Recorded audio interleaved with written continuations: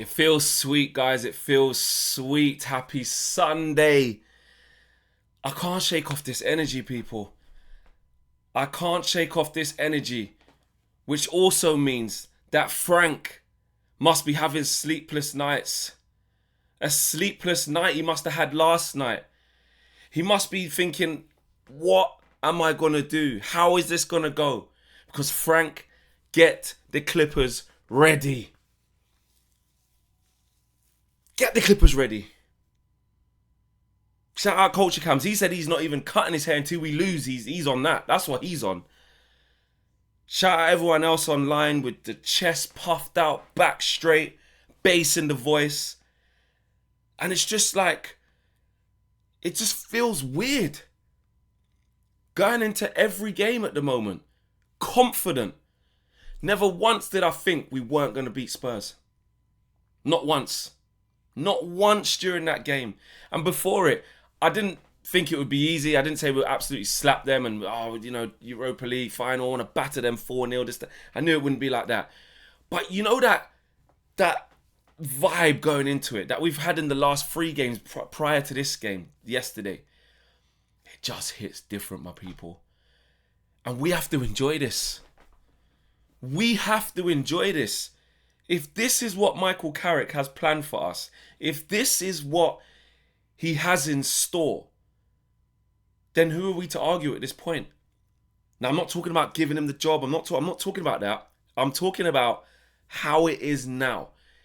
Why would I not believe that we're going to go to the London Stadium and beat West Ham and get 5 in a row?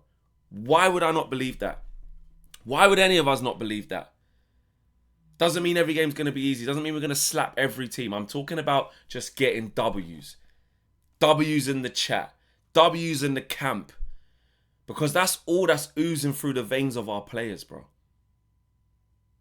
The vibe is completely different.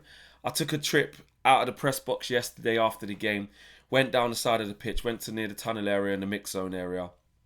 And I saw Brian and Bruno doing his post-match stuff. Michael Carrick was doing his stuff with Talksport, who I was working with. And just the feeling. You see the way Bruno was talking afterwards. Like I said, I've had a chat with security. They're saying the vibe's different. I saw the players coming off the pitch when they were finished doing their warm-ups. The guys that didn't play, that was different to Ruben. And it's just a complete turnaround. And you know what? There's not a fluke in sight. That's what I really like about this run, guys. Is that there's not a fluke in sight. There's no luck. Or luck is not the main factor. There isn't this feeling of, oh, United's lucky to get away with it. Oh, typical. The rivals can't say that. Look who we've beaten this run. 3 of the top 6. Now, Spurs are 14th or 15th or wherever they are. They're not top 6, but you get my drift. City and Arsenal, no flukes there. None snuffed out. Fulham, comfortable for most of the game. 2-0. Kind of self-imploded a little bit. Still got the win. Like, are you deep in what's going on? And I hate to keep going on about Amorim, but we were just so comfortable with losing. We were just so comfortable with thinking that this is what had to happen. Look at Kobe Mainu, guys. Look at... forget the revenge tour of, me going, anyone who doubted him, you're dead. Forget that. Just forget that. Just look at the kid. Look at the confidence in the kid. Look how he's playing the game. And I'm surprised not a lot more people were talking about it. I know Bruno Fernandes. Listen, I'm going to get to him in a sec. I get it. He gets the captain fantastic. The pre-assist, the goal to seal the game. He's always going to get the adulation. My man of the match yesterday was Kobe Mainu. And he's moving in 4 games, right? In 4 games. The talk is already moving to he needs to be on the plane with England. Alex Scott got in the last England team. Alex Scott. Deservedly so, by the way. Not taken away from the kid. He got in a team. Henderson got in a team. If Kobe Mainoo keeps moving like this, he has to play. I'm going to raise you one. Luke Shaw. Hear me out. Here's the thing what's going on with Luke Shaw, right? Because it's the World Cup year and he's doing that thing that Luke Shaw has done in the past where he gets fit for the World Cup where everyone says, oh, fraud, this, that and the other. Leave all of that out. I'm not talking about new contract. I'm not talking about the future. I'm not talking about letting him off all the times he was injured. I'm talking about now.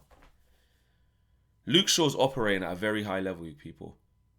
Like, I want you to put the agendas aside. I'll put all mine aside.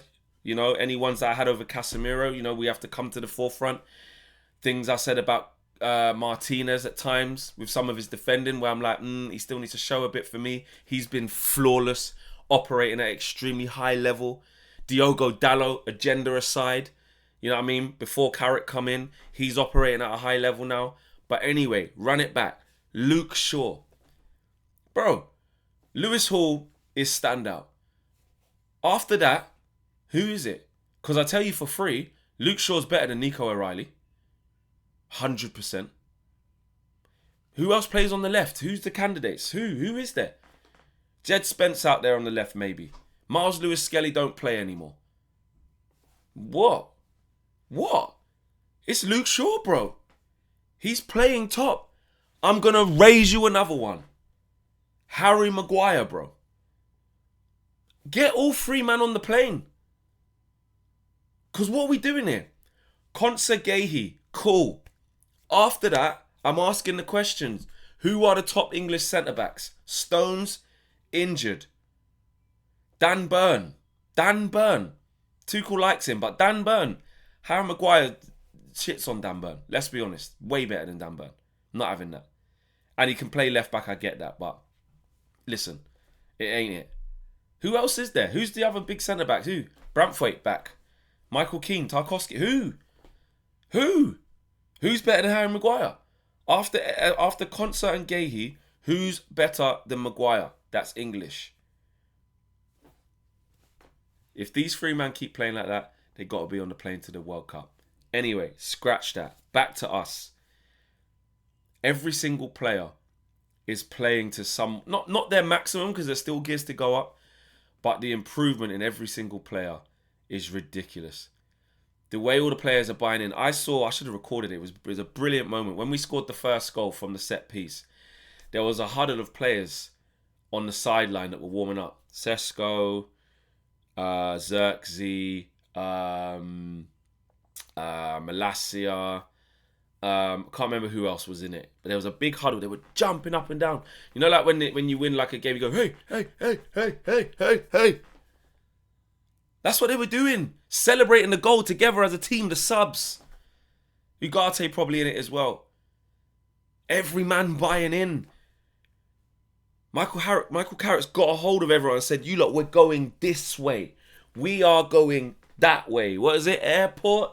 That way. Yeah? Third spot? That way. Second spot? That way. And I said it before, I'll say it again. I think Rio said it a little while ago as well. Why can't we go for second spot? Why not? As it stands, obviously City got to play today, but we're 3 points behind them. Why can't we, bro?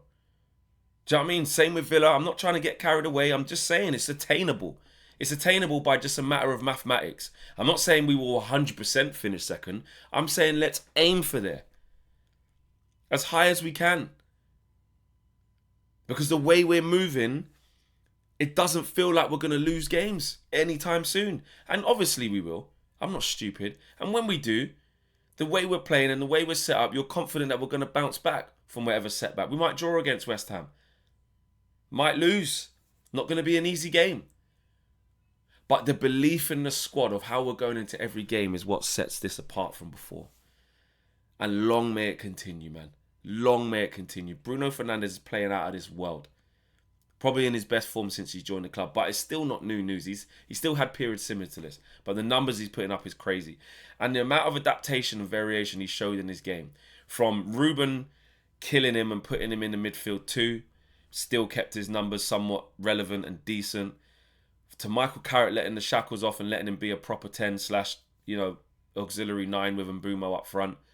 Then he finishes the game at left wing, albeit against 10 men. I get it, but he has the license and the know-how how to play there. Gets his goal from there, arriving late at the back post. Archie Gray didn't know he was there. You know what I mean? To last season where he was playing deeper as well and controlling a few more games. Just showing so many facets to his game. So many facets to his game, man. Unreal.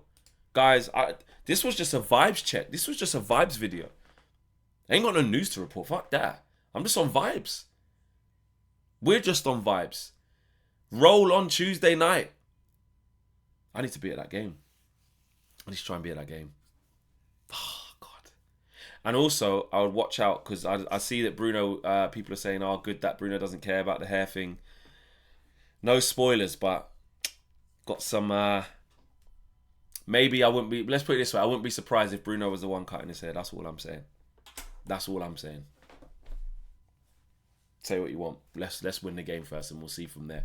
But that's one thing I do know is I think it's smart from Bruno to say it's not my preference or what my concern of who needs to cut their hair or go to the hair salon. I need to win games. You're the captain of Man United. You can't come out and say, yeah, I've been looking at the guy I want to cut. You can't say that. But when we get to 5, let's see what the energy is because let's put it this way. I wouldn't be surprised if Bruno's front and centre. Let's see. Let's see. I don't know. Flex source. I don't know. Let's see. But anyway, let's just go win the game. But let's enjoy the vibe. Enjoy Man City against Liverpool today. I want to draw. Because also we have to think about it this way as well. Let's be real. Don't want City win the league. I don't think they will, even if they did beat Liverpool. But I want them to lose because I want them to be out of the title race. And I want to get closer to them. However, we need more distance between ourselves and Liverpool. So if Liverpool did lose, great. I think that'll keep it at 5 points, I think. But a draw is probably what we're asking for best and we can gain on both. That's what I want for today. Best out. I want to be greedy. I want it all. Yeah? Best out of both worlds. Give us that draw today. Come on, 2-2. I can feel it. Or it's going to be a Liverpool win, which puts City out of the title race and give the title to Arsenal, which I predicted. But I need Liverpool to just drop off a little bit. You know what I'm saying? So, yeah. Let's go, guys. Smash a like on the video. Subscribe to the channel if you're new. Keep the vibes going. Peace.